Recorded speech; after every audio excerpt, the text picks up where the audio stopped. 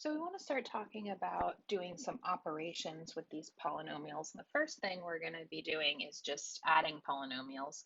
So when we add polynomials, all we're really doing is doing one large combining like term problem. So just as a refresher, like terms are terms that have the exact same variable part. Okay, so that means that if one term has an x squared in it, the term that would be its like term, doesn't matter what the coefficient is, but it has to have an x squared as well. So that's the portion that's really important to identify. So when we combine like terms, we just add their coefficients. So when we're combining this like term, we would simply take 2 plus -5 or 2 minus 5.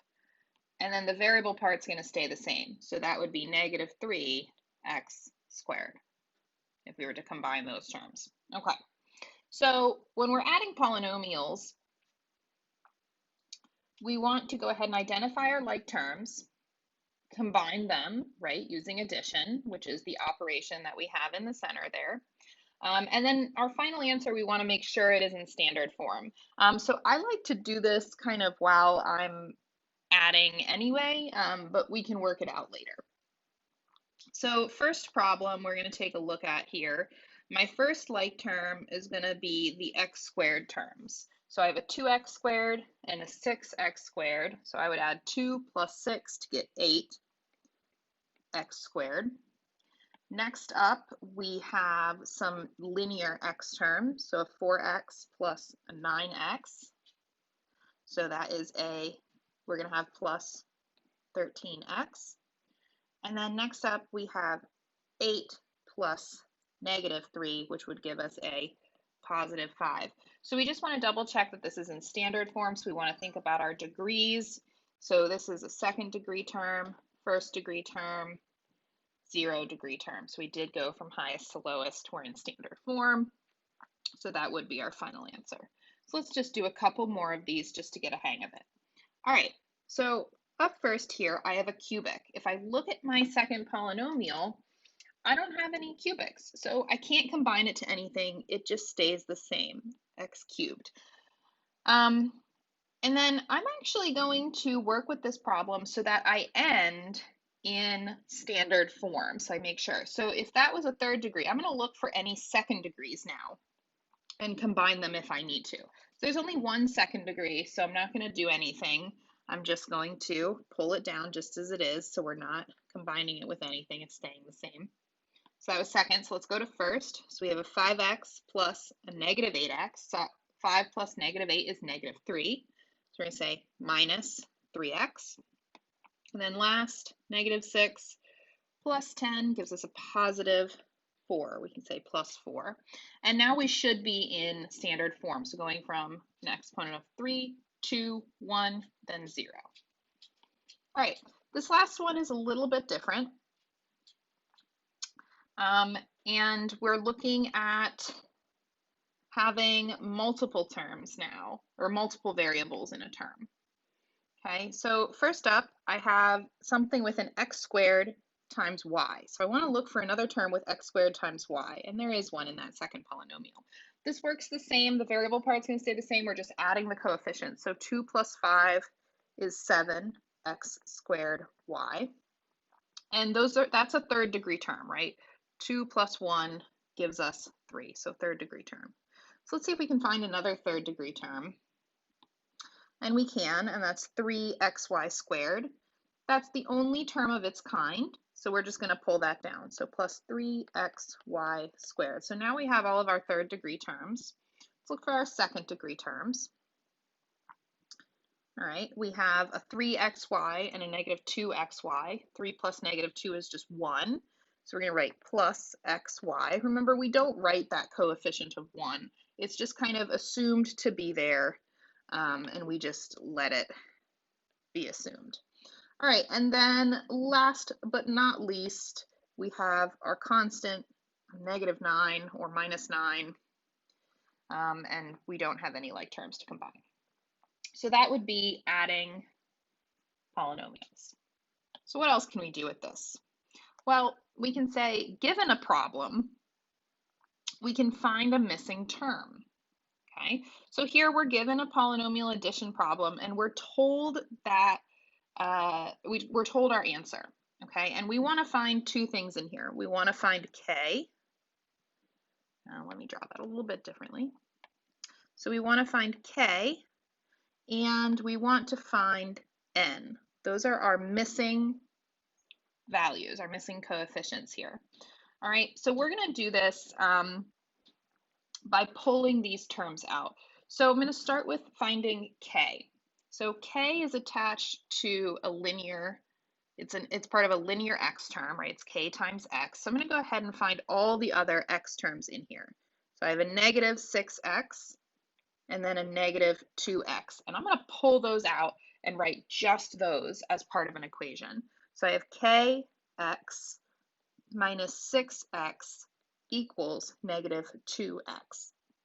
And I'm going to go ahead and start solving this. So I'm going to get everything with numbers on one side of the equation. So I can say I can add 6x to both sides, right? Now that cancels to 0, right? That adds to 0 on that side. And we're left with kx equals 4x. Well, if these have to be equal, what does k have to be? K has to be 4. All right, we're going to do the same thing with finding n. So n is attached to an x squared. So let's go identify all of our x squareds and then pull them out. 2x squared plus nx squared equals 4x squared. And we can solve. So get everything with a number on one side. I'm going to subtract 2x squared from both sides. Give myself a little bit more room. And we end up with nx squared equals 2x squared. So what does n have to be? Well, n has to be 2 for that to work out. All right. So how can we check that we did this right? Well, we can go ahead and substitute back into our original problem, do the polynomial addition, and make sure we get the answer it says we should have gotten. So if we substitute back in for n and k, we would have 2x squared plus 4x minus 3 plus 2x squared minus 6x plus 8. Now let's go ahead and add these. So we combine our x squared terms. 2 plus 2 is 4. Then we would combine our x terms. 4 plus -6 is a -2. So we have -2x. And then last but not least, our constants. So -3 plus 8 is +5. And we can see that we get the same polynomial that they said that we should get.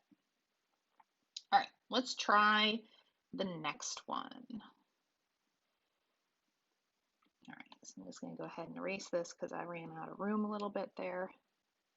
But you can rewind this video if you need to. Okay, so it looks like we're missing two things. We're missing a p and we're missing an r. So r is attached to a linear x term, so we're going to identify all of the linear x terms in the problem. And there are 3 on the left-hand side now. So we have 2x plus rx plus x equals 9x. Now I'm going to do some combining like terms over on the left-hand side to make our lives a little easier. So 2x plus x is a 3x plus rx equals 9x. Now we can go ahead and use some of our algebraic properties to isolate that rx. I'm going to subtract 3x from both sides. On the left, that adds to 0, and we get rx equals 6x. So that tells us that r needs to equal 6. Let's find p. So p doesn't have any variable part, no x's on it. It's just a constant. So we're going to identify all of our other constants. So keeping in mind that 6 is a negative. So we have p plus 9 minus 6 equals 1. So let's combine some like terms, this 9 and this -6. P plus 3 equals 1. Subtract 3 from both sides. That tells us that p must equal -2. Let's check our work. So it's very important to check your work, make sure you got it correct. So we're going to substitute in all of our values that we found. So we're going to have 2x, we said p was -2, so -2, plus, we said r was 6, so now it was 6x plus 9, plus x minus 6. Let's actually do this addition. Okay, so combining all of our x terms, 2 plus 6 plus 1 gives us 9. Now, taking a look at our constants, -2 plus 9 plus -6 gives us a positive 1. So we want to make sure that that's what the problem said we should end up with, and it is, so we're all good.